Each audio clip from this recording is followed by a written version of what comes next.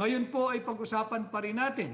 Ano pa nga ba kundi ang napakainit at painit na issue ng budget at yung aming pong final na petisyon ni Congressman Sid Ungab ng 3rd District po ng Davao, yung aming petisyon na humihiling sa Korte Suprema na ideklara na walang visa, null and void, and to set aside and declare as unconstitutional the 2025 national budget dahil nga dito sa panay blankong bicameral conference committee report na pasado, ratipikado, pirmado at inihain sa Bills and Index section ng House of Representatives. Pag-usapan po natin isa-isa at batiin ko lang ho yung iba ha. Si Aunt Onyu Lodi, one of my soon senator na iboto ko, maraming salamat. Kay Edward Pableo, kay Emilita D. Reyes, kay Dulce Ramos Torres, kay Clifton Olaso Guemo, kay mabilis dito sa mabilis ho dito sa TikTok, ang hirap habulin. Kay Bebot just joined, si Green joined, si Dudong like the live, maraming salamat. Kay Ralph Zapanta, kay Gorgio, kay Merch Mania, kay pasensya na kayo, mabilis na si JJ, si Lou, si Van, si Dang, kay Merch Mania uli, at sa dito naman sa isa nating page kay Rico Bonaobra, at kay Jacqueline Aparan 8. Good evening po, Sir Attorney Vic Rodriguez. Happy Chinese New Year po from Davao de Oro. Happy Chinese New Year din. Kay Girad at 18. Good evening, Attorney Vic. Watching from Melbourne, Australia. Magandang gabi sa inyo dyan sa Australia. Of course, kay Merch Mania. Nabati ko na ho kayan kanina. Maraming salamat. Kay Tanya Dor, Biyaherong Taho. Kay Jesse Boy. Maraming salamat, Jesse Boy, sa pagsubaybay. Mag-subscribe ka rin dito sa aking page at welcome ka rito. Kay JC Shop Center, kay Dels, kay Geski, kay Starsky Chase. Anyway, babatiin pa ho natin yung iba mamaya. So pag-usapan po natin yung inihain naming kaso sa Korte Suprema. Ito po yun, yung aming petition for certiorari and prohibition. Final po namin ito nung Monday. Marami po ang nagsasabi bakit napakatahimik ng pag-file namin, sapagkat po ito'y isang mahalagang kaso at hindi naman po tayo after ng media mileage, kaya minarapat po namin ni Congressman Sid Ungab at ng mga ibang petitioners na mga pawang premyadong abogado na mag-file quietly at ihayag na lamang na kami nga ho ay nakapag-file na the following day, which is kahapon. So ito po yung kopya ng aming final nung Monday na petisyon sa Korte Suprema. Petition for certiorari and prohibition. Ito po yan. At ating pong balangkasin ngayon ang pagsisinungaling nung mga nagtatanggol dito sa usapin ng unconstitutional 2025 budget dahil nga po sa unang beses pa lang tinanggi nilang may blanco daw yung bicameral conference committee report. Tinanggi nila na wala raw pong blanco, walang illegal sa proseso at walang unconstitutionality na naganap doon sa pagpasa ng General Appropriations Act na siya na nga po ngayon ay batas na. Unahin po muna natin, ito po yung kopya ng conference committee report. Makikita po natin para po it's a bit of a lecture, pilitin natin pasimplihin Ito po yung pagpapatunay na na-file po ito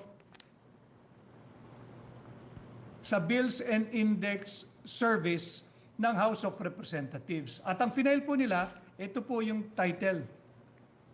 Basahin ko po. Ang title niya an act appropriating funds for the operation of the government of the Republic of the Philippines from January 1 to December 31, 2025.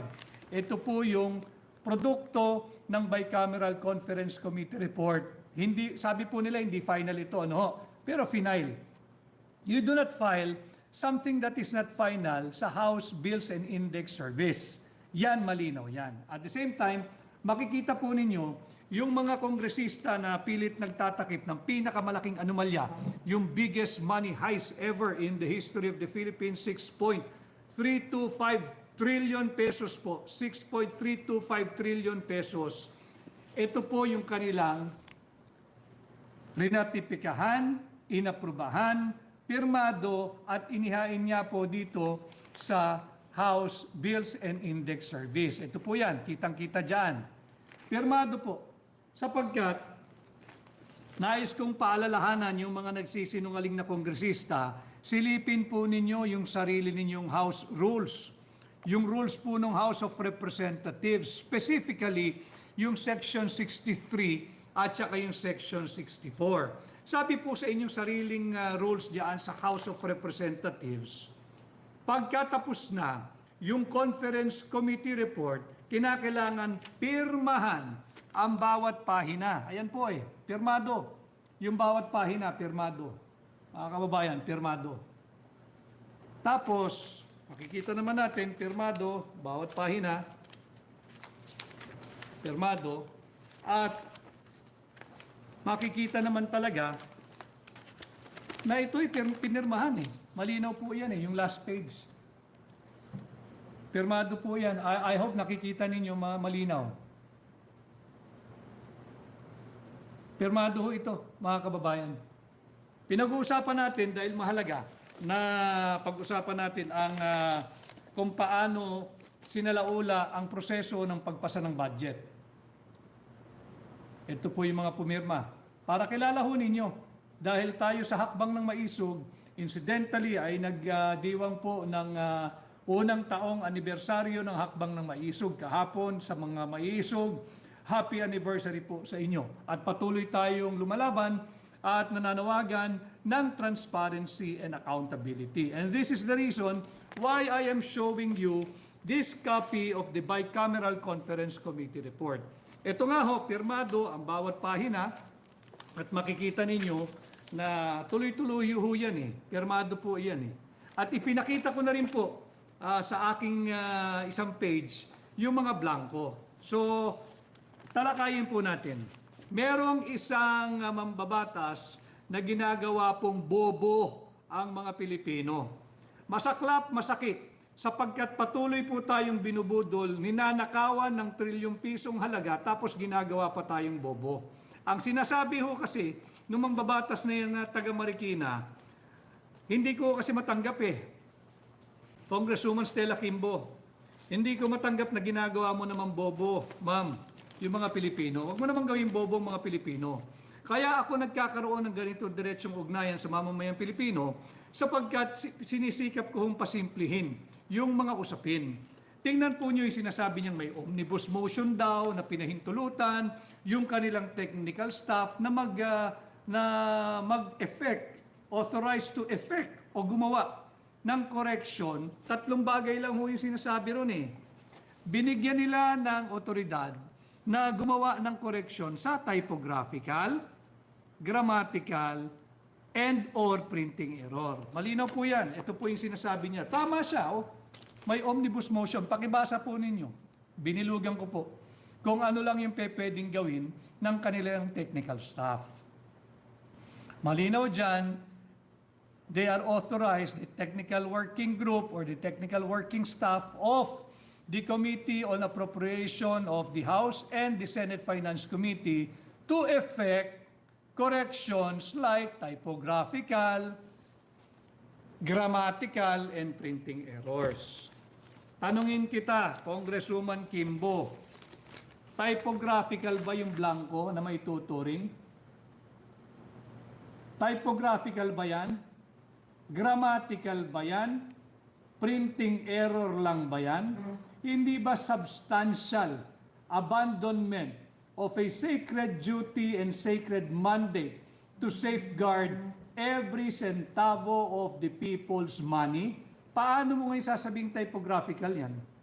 Paano mo ngayon sasabing grammatical yan? At paano mo sasabing printing error yan? Isang pahina pa lang ho yan. Yung succeeding pages po natin, magpapakita. Napakita ko naman ho pero para lang sa ating diskurso ngayong gabi. Para lang ho patunayan natin na kung talaga nagsisinungaling itong mga ito. Ito ho. Typographical ba yan? Pakibasa po ninyo. Pakibasa po ninyo. Pati yung mga trolls at yung mga bashers, welcome po kayo sa aking pahina para bibigyan ko po ng linaw ang inyong kakitiran ng pag-iisip. At dito ho kayo manood sa aking pahina at dito may mapapala kayo at may matututunan kayo every time I go live. Yan po. Kahit po nagpapabayad kayo sa inyong mga principal, sige na lang, libre ho kayo rito, libre lecture dito para man tumalas-talas kayo at meron namang mapala ang lipunan sa inyo. So ito ho yan. Matatawag nyo ho bang typographical, grammatical, or printing error? This is just 3 of the 13 pages showing the 28 line items na iniwang blanco. Ano ho ngayon ang implikasyon nun? Bakit tayo nagsampa ng kaso? Kagaya po nung aking previous live, sinabi ko na po sa inyo na yung kahalagahan ng Bicameral Conference Committee Report, ito po ay mahalaga sapagkat itong pundasyon. Ito ang basihan doon sa tinatawag nating GAB, yung General Appropriations Bill. Ito po yung naging basihan kasi final po nila Pagkatapos po nitong Bicameral Conference Committee, magiging General Appropriations Bill ang tawag po rito. Printing na lang po ito. Wala na hong gagawin dapat dito. Printing na lang. Printing na lang, ililimbag na lang into a GAB form, yung General Appropriations Bill. At yung General Appropriations Bill na yan po yung trinatransmit sa tanggapan ng Pangulo ng Republika ng Pilipinas. Kaya aking lilinawin at muling mariing itatanggi yung una nang nagsabi na fake news daw na may blanco sa GAA. Tama po, fake news ang Malacanang nung sinabi nilang may blanco sa GAA. Dahil wala po kaming sinasabing GAA. Ang blanco naririto sa primary document na tinatawag Bicameral Conference Committee Report. Ito nga po yan, House Bill 10800, House Bill 10800. Malinaw po tinatakan pong receive ng Bills and Index Service ng House of Representatives. Ito po, nung natatakan na mga kababayan, wala na akong pwedeng galawin dito. Tapos na Pirmado, ratipikado, aprobado, at ito po ay final sa Bills and Index Service ng House of Representatives. Ang tanging gagawin na lang po rito mga kababayan ay printing. Printing na lang ho. Wala nang pwedeng maggumalaw dito. Walang dagdag, walang bawas. Tapos na po Talakayin natin ngayon yung pagsisinungaling ni Congresswoman Stella Kimbo. Sapagkat sinabi niya, ito raw po yung pagpuno ng patlang ay mere typographical, grammatical, or printing error. Ang ibig pong sabihin ng typographical, grammatical, or printing, wala pong exercise of discretion doon. Hindi ho pwedeng mag-exercise ng discretion kung sino man pong hihipo ng mga dokumentong yan. Sapagkat tapos na Only Congress can pass an appropriations bill. Kaya nga po hindi ba, binalangkas natin ng isang araw, sinasabi ko sa inyo, malinaw sa ating Article 6, Section 24 of our 1987 Constitution na ang lahat po ng appropriations bill shall originate from the House of Representatives and no other. Bakit po sa House of Representatives? Bakit sa mga kongresista? Dahil nga po ang assumption ng ating saligang batas, Mas marami sila, kinakatawan nila yung mas maraming tinig ng higit na maraming Pilipino. Subalit hindi naman yan ang nangyayari ngayon sa ating Kongreso. So balikan po natin si Stella Kimbo. Sabi po niya, yun nga raw po, ito'y typographical, grammatical, at printing error. Kasinungalingan. Sapagkat ang dami pong blanco. Meron pong gumawa ng isang computation, halos umabot po ng 214 or 241 billion pesos yung halagang iniwan ng mga blanco. So sino uli? Ang tanong natin, sino yung may makating kamay na nagpuno ng mga blanco dito sa Bicameral Conference Committee report? Kaninong makating kamay yan? Palaisipan at pinag-uusapan pa rin natin ngayon, babae ba siya yung nakialam dito? Lalaki ba siya? Tandem ba sila? Isang lalaki at isang babae? O marami sila? Kaya nga po dapat silang panagutin natin. Ang tinuturo yung atin pong mga kababayan na empleyado ng gobyerno, lalo na po dyan sa Senado at dyan sa House of Representatives, mag-iingat po kayo. Tila may malalaglag dito at mukhang ang direksyon, yung mga miyembro ng Technical Working Group o yung technical staff ng Committee on Appropriation at ng Senate Committee on Finance, yung technical staff. Bakit? Ba't ko po nasabi yan? Malinaw po kasi dito sa omnibus motion na ang binigyan lang ng kapangyarihan na gumawa ng correction pagdating sa typo, grammatical and printing, yung technical staff. Pakinggan niyo po mabuti ang paghuhugas kamay ni Stella Kimbo.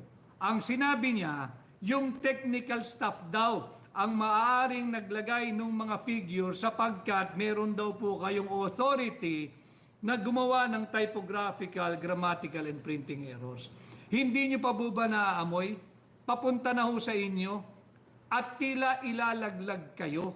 Kayo may ipit dito. Kaya po minumulat ang inyong isipan sapagkat mga kababayan, lalo na yung empleyado ng House at ng Senate Finance Committee, yung technical staff, tatandaan ninyo, wala kayong authority, wala kayong personality, at wala kayong karapatang makialam dyan.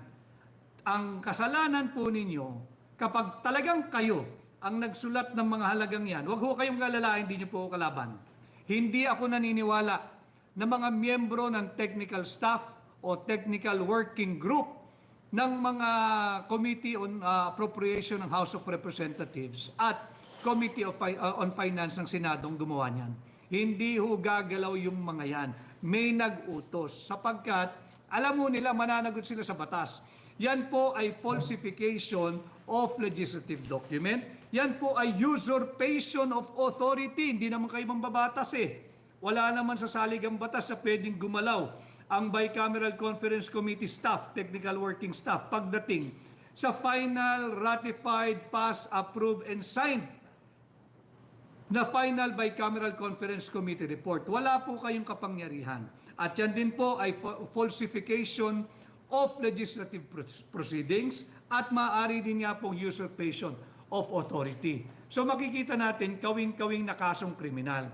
Huwag ho kayong pumayag na kayo ang ilalaglag. Dapat natin panagutin kung sinong yung makating kamay na nakialam at naglagay ng mga figures o halaga dito sa napakaraming blanco na ginawang batas ngayon at pinirmahan at pinapirma kay Pangulong Bongbong Marcos. Dapat malinaw ho tayo rito. Okay. Ngayon, yung sinasabi ni Stella Kimbo, yung mga taga Marikina, mag-isip-isip ho kayo. Kung ganitong uri ang nag-a-apply sa inyong aplikante bilang mayor, delikado po kayo. Mauubos ang pera ng Marikina. Mas bilib pa ako doon sa mga barangay captain at barangay council, yung konseho po ng barangay ng Marikina. Nagse-seminar po yan. Sigurado ko marunong magpasa ng budget yan. Pag-usapan po natin yung mga barangay tanod, tanong ninyo sa inyong kapitan, tanong ninyo sa inyong barangay treasurer, barangay secretary at mga barangay kagawad. They are very good and they are very prudent and they are very mindful of the law on how to properly pass their annual barangay budget. Hindi kagaya ng pagsisinungaling nito ni Stella Kimbo. Kay Hazel Aquino, di gagawin ng technical staff, kawawa naman sila. Sila ang ituturo ni Tapia. I agree with you, Hazel Aquino. Kaya nga natin dinidiskurso ito upang mamulat sila na papunta sa kanila. Ilalaglag kayo, mga kaibigan ko. Ayaw namin kayong kasuhan dahil alam namin hindi kayo yan. Pero I hope one day, very soon, one or many of you will start to speak up. Ituro ninyo sino nag-utos, kaninong makating kamay ang kumalikot dito sa final ratified, signed and filed sa House Bills and Index as section itong bicameral BICAM final report. Kay Sabrina, sana po magtagumpay tayo diyan, Attorney Vic Rodriguez. Kaya po namin minarapat na ni Congressman Sid Ungab na i-file ito sa Korte Suprema quietly upang pasinungalingan muli ang napakaraming sinungaling na mambabata sa sinasabing ito raw po ay politika lamang. Paano naging politika? Budget ito.